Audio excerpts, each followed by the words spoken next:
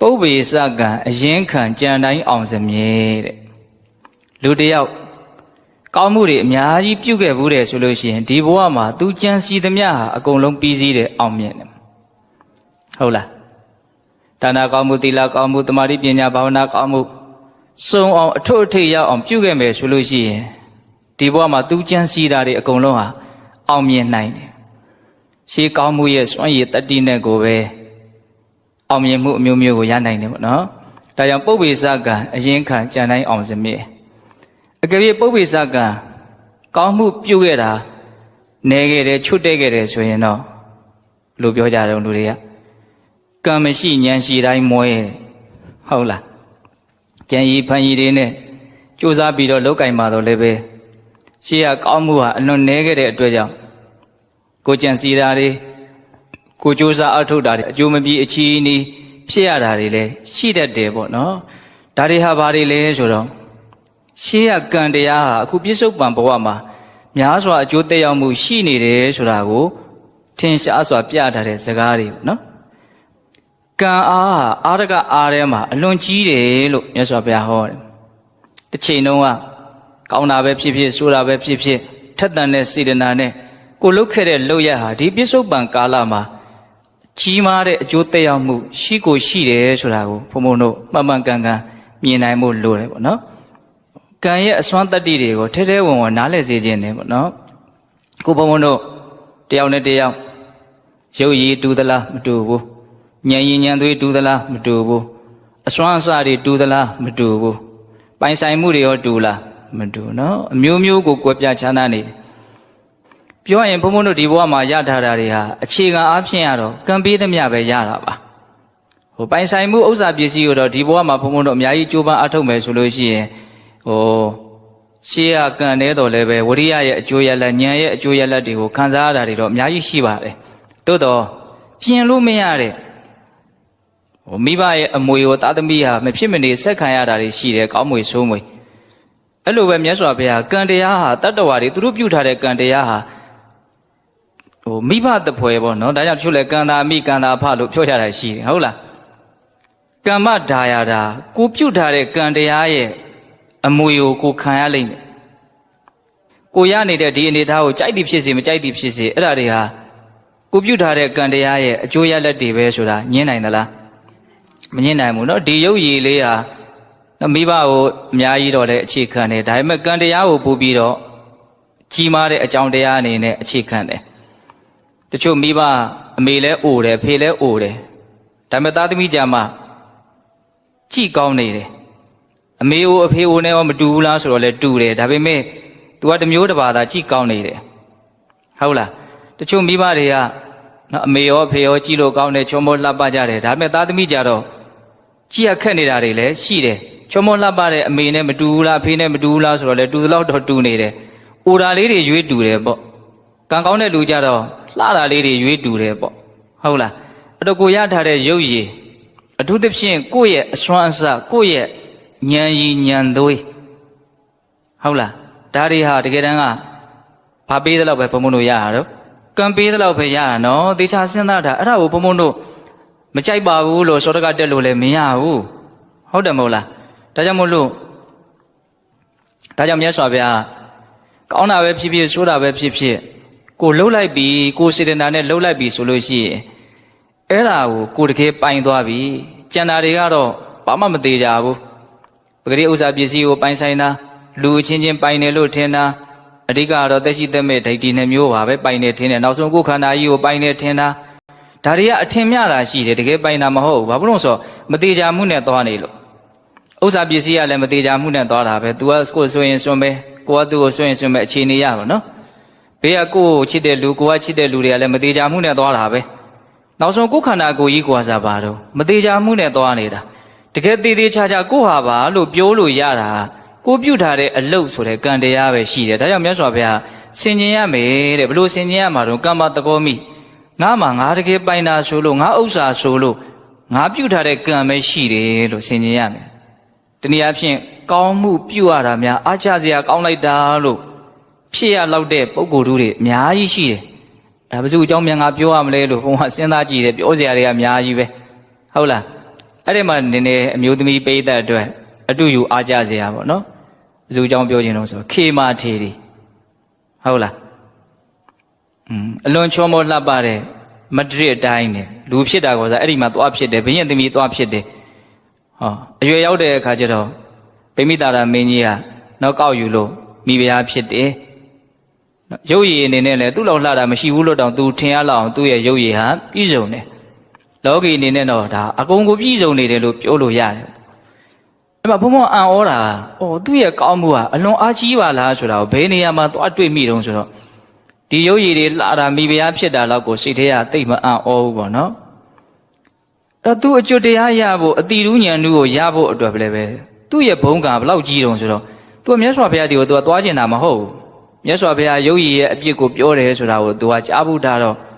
ငါမြန်လူကြားတဲ့မြန်ပြောထည့်လိုက်လို့ရှိရင်တော့မျက်စိမလားမျက်နှာမလားဖြစ်တော့မှာပဲဆိုသူမသွားတာဟုတ်လားဒါပေမဲ့သူ့ကိုအဲ့ဒီနေရာကိုမရောက်အောင်ဘယ်သူကပို့တော့ဗိမိတာရမင်းကြီးကပို့တယ်ချော့ပို့လို့မရချောက်ပို့လို့မရနောက်ဆုံးကျတော့ဘယ်လိုပို့တော့နော်နိုင်ငံမှာရှိတဲ့နုပညာရှင်တွေကိုနော်ဝေလူဝန်ကျောင်းတော်ကြီးရဲ့တာယာဘုံပွားစရာကောင်းမှုတခြင်းရေးခိုင်းတယ်ခေတ်စားတဲ့တခြင်းတစ်ပုတ်ဖြစ်အောင်တောင်လုပ်တယ်လူတွေရဲ့နှုတ်ဖျားဘယင်ကြိုက်တဲ့တခြင်းဆိုကြတော့အဲ့မှာမိဖုရာ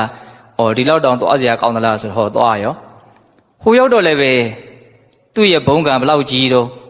့မြတ်စွာဘုရားသူ့ကိုမလုပ်နေတော့အရန်သင်းစောင့်နေသူကမြတ်စွာဘုရားဒီသွားကျင်တာမဟုတ်ကြောင်းပဲသွားကြည့်တာတကယ်တမ်းကဟုတ်လားနောက်မြတ်စွာဘုရားနဲ့တွေ့တဲ့အခါကျတော့မြတ်စွာဘုရားသူ့ထက်အစာပေါင်းများစွာချုံမောလှပတဲ့နေမိတာယုတ်မျိုးသမီးလေးဖန်ဆင်းထားတယ်ဒါသူကဖန်ဆင်းထားလို့သူကတော့မသိပါဘူးဟုတ်လားဟာသူအံ့ဩသွားတယ်သူကဒီယုတ်ကိုစိတ်ဝင်စားတဲ့ပုံကိုလေဟုတ်လားအဲ့ဒါနဲ့မြတ်စွာဘုရားသူ့ကိုနော်ပြောရလို့ရှိရင်တကိုးပြပြီးတော့ကိုဘာလို့ရတော့ချစ်ချွတ်တာသူ့ကိုအတိရူးဉာဏ်ဓုရဖို့အတွက်မြတ်စွာဘုရားအပင်ပန်းခံပြီးတော့ကိုဘောက်တောင်လှုပ်ပေးတာဘင်းကြီးကလည်းလှုပ်ပေးတာအဲ့ဒါလေးကိုဘုံဘုံကကြည့်တာပေါ့ဟုတ်လားနောက်တော့ဒီနေမိတာယုတ်ကတပြေးပြေးနဲ့ကြည်ရင်းနဲ့အိုးပြီးတော့နောက်ဆုံးနာပြီးတော့မရှုမလားပျက်စီးသွားတယ်ဟာတော်တော်ကိုစိတ်ပြည့်စရာကောင်းတဲ့အနေအထားကိုမြင်ရတော့အဲ့ဒီမှာရုပ်ရဲ့တဘာဝကိုမြတ်စွာဘုရားစကားတစ်ခွန်းမှမပြောပါပဲနဲ့သူကဖြစ်သွားတော့သဘောပေါက်သွားတယ်အဲ့ဒီအချိန်မှာပဲမြတ်စွာဘုရားတရားဟောလိုက်တယ်အဲ့ဒါလွယ်ကူကူပဲအတိတူးဉာဏ်တို့ကိုရတယ်ဟုတ်လားနောက်တော့ဗိမိတာရမင်းကြီးဒီခွန်တောင်းပြီးတော့ယဟန်ပြုတော့ယဟန်မှဖြစ်တဲ့အခါကျတော့ယဟန်တာဖြစ်သွားတယ်တော့သူ့ရဲ့ဖြစ်စဉ်ကိုကြည့်မယ်ဆိုရင်သူ့ရဲ့ဘုံကံသူ့ရဲ့ပြုခဲ့မှုတဲ့ပါရမီကောင်းမှုကိုမှန်းလို့မရဘူးလားရဟုတ်လားနော်မိဖုရားဖြစ်တာလောက်ရုပ်ရည်လှတာလောက်ကိုဘုံဘုံကမအံ့ဩပါဘူးပြောခဲ့ပြီနော်သူတရားဓုရဖို့အတိညာရဖို့အတွက်ဘယင်ရလည်းလှုပ်ပေးရတယ်နောက်ဆုံးမြတ်စွာဘုရားတောင်မှနော်ဤမျိုးစုံနဲ့အပင်ပန်းခံပြီးတော့သူ့ကိုနော်ဘာလုပ်ပေးရတော့နော်တရားဟောပေးရတယ်စဉ်းစားတရားမကောင်းဘူးလားကောင်းတယ်နော်ဒါဘုံဘုံဒီနေ့ပုပ္ပေသကတပုံညတာအကြောင်းကိုပြောဘယ်သူအကြောင်းပြောခြင်းစိတ်ပေါက်တုံးဆိုတော့ကိုလည်းသိပြီးတော့မပြောဘူးသေးတဲ့နော်ဇောတိကတထေကြီးအကြောင်းပြောခြင်းတယ်အဲ့ဒီဇောတိကတထေကြီးကပြီးတော့သူကယဟန်ပြုပြီးတော့ယဟန္တာဖြစ်သွားတာ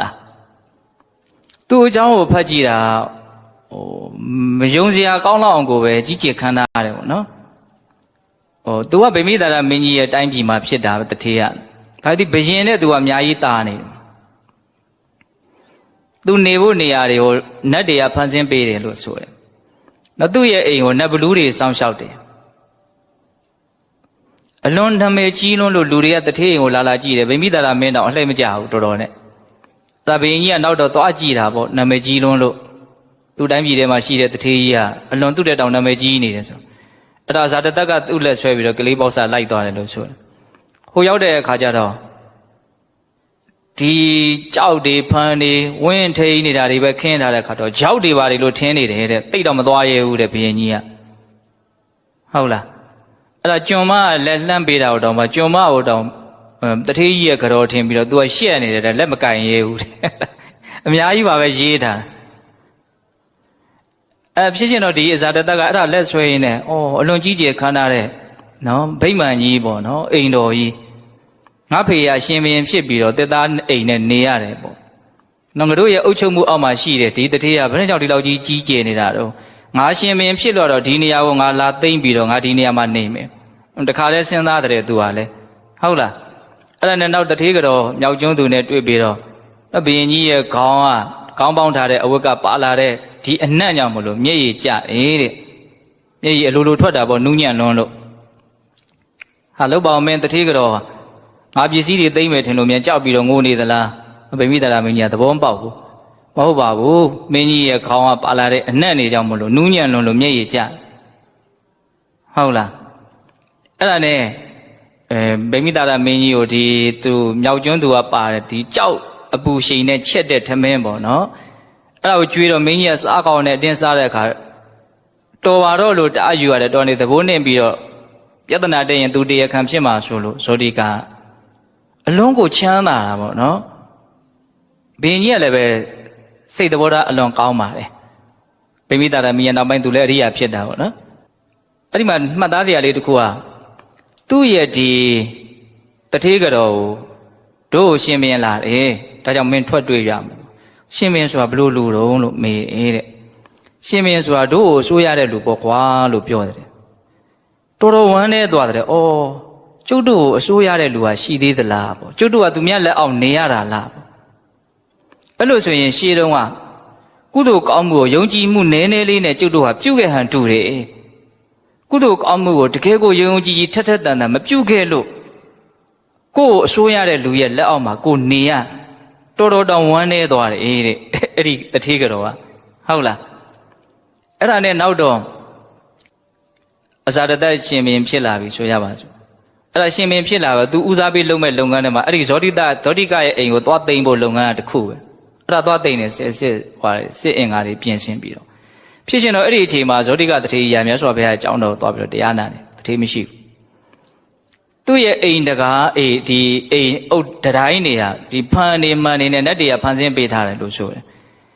အဲ့ဒီစစ်တပ်ကဝိုင်းနေတဲ့အခါကျတော့ဒီအရေးတွေပေါ့နော်သူတို့ရဲ့အရေးတွေကိုပဲသူတို့ရဲ့ဆင်နေမြင်းတွေကကြောက်လန့်ပြီးတော့အကုန်ပြန်ပြေးအဇာတတက်ကလည်းပဲဒီဥစ္စာနော်ဒီအိမ်ကိုအဆောင်ထားတဲ့စစ်တပ်ဖြစ်မယ်လို့ပဲသူကလည်းထင်အဲ့ဒါနဲ့ပြေးနေသူကလည်းဘုရားကျောင်းတော်ရောက်သွားတယ်တဲ့ရောက်သွားတဲ့အခါကျတော့ဇောတိကတထေးကြီးကိုတွေ့တော့သင်အသင်ရဲ့လက်အောက်ငယ်သားတွေနဲ့ငါ့ကိုရှစ်ထိုးဖို့ပြစ်ထားခဲ့ပြီးတော့သင်ကတော့ဒီလာပေါ်တရားနာခြင်းဟာစောင်းနေသလားမို့အဲ့ကျတော့မှဇောတိကတထေးကြီးကအရှင်မင်းကြီးကျွန်ုပ်အိမ်ဘာလို့သွားတာတော့ငါမင်းအိမ်ကိုသိမ်းယူမလို့တစ်သွားထိုးတာပေါ့မင်းကြီးတဲ့ကျွန်ုပ်အိမ်ကိုသိမ်းဖို့မပြောနဲ့တဲ့ကျွန်ုပ်မပေးဘူးဆိုလို့ရှိရင်ကျွန်ုပ်ရဲ့ပစ္စည်းကိုစံကြီးမင်းတမင်လေးလောက်တော့မင်းကြီးယူလို့မရဘူးအဲ့လိုပြောတဲ့အခါကျတော့ဇာတမင်းကြီးကမယုံဘူးမယုံလို့ရှိရင်ထင်ရှားအောင်ပြမယ်လက်ဆယ်ချောင်းမှာလက်စွပ်တစ်ချောင်းလက်တကွင်းစီဝတ်ထားတာပေါ့နော်လက်စွပ်10ကွင်းဟုတ်လားအမင်းကြီးဒီလက်စွပ်ကိုကျွန်ုပ်မင်းကြီးကိုမပေးဘူးတဲ့ယူပါဆိုမင်းကြီးကဆွဲချွတ်တယ်လုံးဝမကြွဘူးတဲ့အဇာတတမင်းကအားအလွန်ကောင်းတယ်အဲ့ဒီမှာတော့ရေးထားတာဘုံတော့ကောင်းကောင်းမှတ်ပြီးတော့ပါဘူးထိုင်ရက်ခုံလို့ရှိရင်ဘယ်နှတောင်မြင့်အောင်ခုံနိုင်တယ်ရက်ပြီးတော့ခုံရင်ဘယ်နှတောင်မြင့်အောင်ခုံနိုင်တယ်ဒီလောက်အားကြီးတဲ့ဘယင်ကဒီလက်စွပ်ကိုကြွအောင်မချွတ်နိုင်အဲ့ဒါနဲ့ချွေးတွေပါတွေပြန်နေပြီဆိုတော့မှကိုင်မင်းကြီးပင်ပန်းမှာဝေလဲတော်ပစိုးဖြန့်လိုက်ပါဆိုဖြန့်အဲ့လက်ဆယ်ကြောင်းလုံးအောက်ကိုစိုက်ချရတာလက်စွပ်တွေအကုန်လုံးအောက်ကိုသူလျှော့ပြီးတော့ကြာပါတယ်သူမပေးဘူးဆိုလို့ရှိရင်ဘယ်သူမှယူလို့မရဘူးဒါ तू ကကောင်းမှုကိုပြုစဉ်အခါတုန်းကဆူတောင်းနဲ့တွဲပြီးတော့ तू ကပြုတာအဲ့ဒီမှာတခုထူးခြားတာဒီဖြစ်ရကသူ့အတွက်တော့အလွန်ကောင်းတဲ့ဖြစ်ရတခုပေါ့ဘာလို့ဆိုတော့ तू အလွန်တန်ဝေကရသွားတယ်လောကီစည်းစိမ်ဆိုတာရန်အလွန်များတယ်ပေါ့နော်အဲ့ဒါနဲ့ပါရမီရလည်းပါခဲ့တဲ့ပုဂ္ဂိုလ်ကောင်းမှုကိုလည်းအထွတ်ထိပ်ပြုခဲ့တဲ့ပုဂ္ဂိုလ်ဆိုတော့အဲ့ဒါမြတ်စွာဘုရားဒီမှာယဟန်ပြုခွင့်တောင်းမင်းကြီးကိုလည်းတခါတည်းသူ့တိုင်းပြည်ကတထေးဆိုတော့မင်းကြီးကိုခွင့်တောင်းရမယ်ဝတ္တရားရှိတော့ခွင့်တောင်းတယ်ပေါ့သူ့ကိုနော်ယဟန်ပြုခွင့်ပေးပါဆိုဇာတတက်ကလည်းဝမ်းမြောက်ဝမ်းသာပေးတာပဲဒီစည်းစိမ်တွေသူရမယ်ထင်တယ်သူလည်းယဟန်ပြုသွားရေ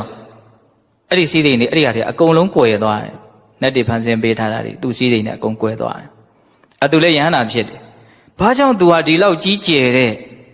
နော်အကျိုးရလဒ်တွေအံ့ဩစရာကောင်းလောက်တဲ့ဖြစ်ရတဲ့နဲ့နော်အမွှန်းတင်နေတဲ့သူ့ဘဝဘာကြောင့်ဒီလောက်ကြီးကျယ်တယ်လဲ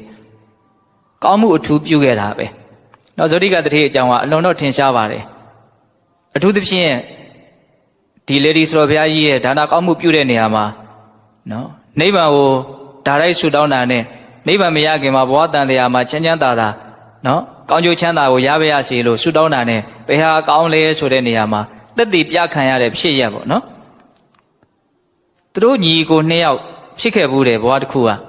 အဲ့ဒါပြည့်စေကဗုဒ္ဓရှင်မြတ်တစ်ပါးကိုသူတို့ကကြံစိုက်ပြီးတော့စားရတာဆိုတော့အဲ့ဒီတော့ကဘာလို့လဲဆိုတော့ကြံလှူတာဖြစ်ရကိုအသေးသေးပြောနေလို့ရှင်တရား